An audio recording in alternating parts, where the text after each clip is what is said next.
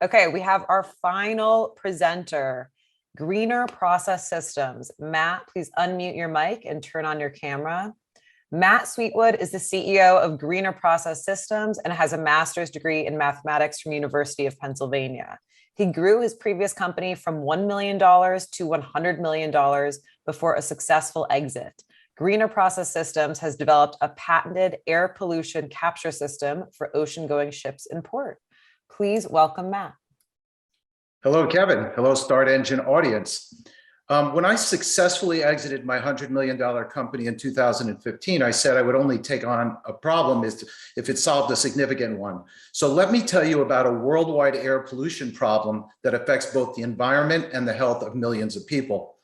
A study conducted by the EPA shows that 70% of pollution in urban areas near ports is caused exclusively by stationing ships docked in ports, including many toxic and cancerous pollutants.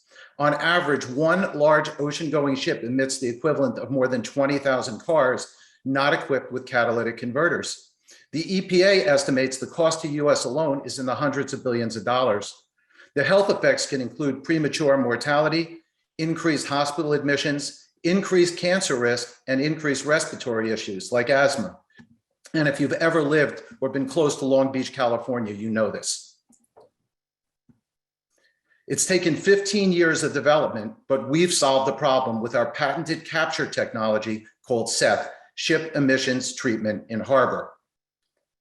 SETH attaches to the smokestacks of ships using advanced robotics and captures emissions.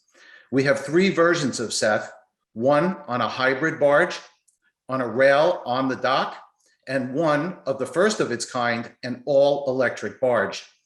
SETH is 98% effective at capturing the bad stuff in ship air pollution, and the system reduces carbon emissions too. The final process filters ship exhaust into a small amount of dry particles. Our technology allows the continued use of fossil fuels. It saves freight companies and cruise lines money. SETH preserves and creates jobs and cleans the environment at the same time. We are an experienced group of engineers and entrepreneurs with many patents and trademarks among us. Enrico, our founder and chief engineer, brings over 35 years of environmental management experience. He's led several research projects with Italian universities. Maurizio, our COO, brings over 18 years of development experience, holds a BS in computer science and a dual master's degree in engineering and aeronautics from the University of Bologna in Italy. The world market for SETH is large. There's 4,000 dock berths contained in about 2,000 ports worldwide. And we're very excited to have received a $10 million order to install all three versions of our SETH system in Europe next year. Thank you, Kevin, for listening, and I'm now ready to take your questions.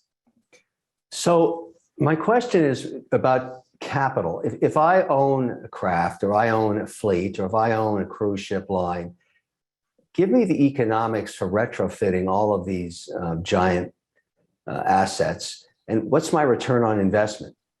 Okay, so our system is designed, and this is part of the magic of what we do, is our system can fit essentially on any kind of freighter or cruise ship. Nothing has to be done to those ships.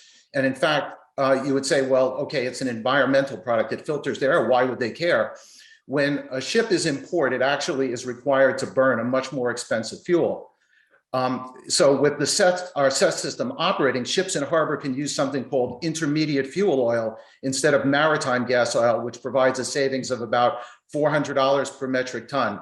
And that's about a fuel cost savings about $300 to $1,600 per ship. So it's a big deal for the freighters and the cruise line. It's a big deal for the ports who are under increasing pressure to reduce air pollution, because this problem is obviously a huge problem worldwide and has existed.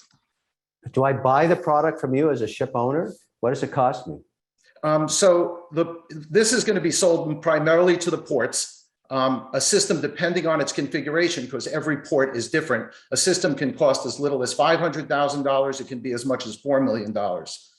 But once again, does the port charge me as an operator? Because somebody has to recoup that $500,000. Exactly. So we anticipate there'll be several sources of revenue. One, the port operators will charge the freight ships because they do gain that fuel savings. In addition, there's lots of advertising opportunities, billboard space, and so on the actual operating equipment, which should provide a continued source of revenue. So can they mandate this? Will the ports buy this and then force every ship to use it? Are you at that place yet? Yeah, because the governments are requiring the ports to reduce their emissions. There's all sorts of deadlines where they have to reduce by 20% by here, depending upon where you are. If you take, for example, in Singapore, they're building a massive new port in Singapore, one of the busiest freight hubs in the world. And they have mandates in place that says by 2030, they have to reduce the air pollution. So who's your competition? Where else can I get this service from? There is no competition for what we're doing. There have been some attempts to do this kind of thing, but nobody has succeeded. There's something called cold ironing, which requires ships to actually plug into the shore, but freighters to retrofit that. But as the question you initially asked in the beginning, it's not really feasible to do that. The power grids in the cities, particularly if you think of some of the cities in Europe and so on, could not support that. So there really is no competition. It's why it makes our solution unique and why we've actually won this contract to install them in Europe. And can you verify that you're reducing carbon emissions? Yep, we produced a prototype, and that's where our data comes from. And our overall effect is about a 98% reduction. And that's because of the way our capture technology works and actually seals over the smokestack. I emphasize this is not an easy task because you have various smokestacks at various heights, various angles, and so on. And you also have to make a seal, which requires you to monitor temperature and flow so you don't cause problems on the ship. So that's part of the magic, why it took so long. And do you have to provide some kind of liability protection should you damage the ship engine? Is that a concern? Is that part of the cost? When a ship says, wait a second, I've never tried this before. How do I know you're not going to damage my multi-million-dollar diesel engine? Yeah, absolutely. So we're actually in the process of acquiring insurance and working with that right now. But obviously, ships are going to be forced to sign a waiver because this is air pollution. And they're going to be required to mitigate this. So I'm not even sure that this is going to be an issue going forward. They're just going to have basically no choice but to do this. And where do you store the carbon you're sequestering?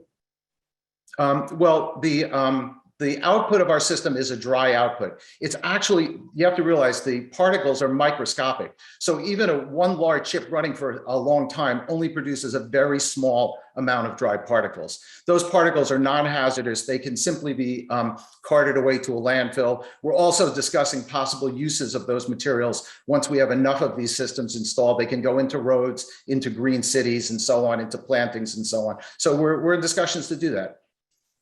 Okay. Last question.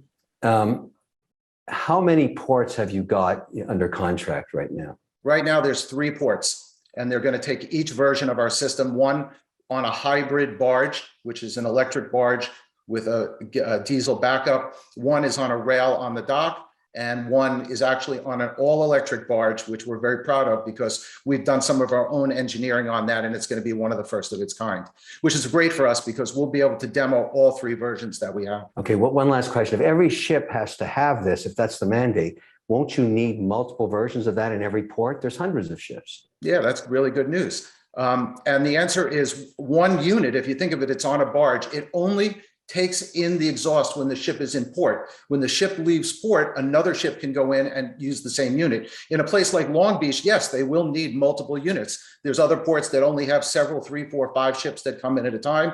There's ferries where you just need actually 1 unit sitting there. So it depends on the configuration, of course, but it's good. I view that as a good thing. We'll be able to install more of them. Thank you very much. That's a fascinating presentation. Thank you. Thank you. Great. Thank you so much, Matt. The winner from the crowd is Greener Process Systems. That is going to be a $5,000 prize in cash. Thank you so much. If you want to say a couple words, Matt, thank the crowd. Yeah, of course.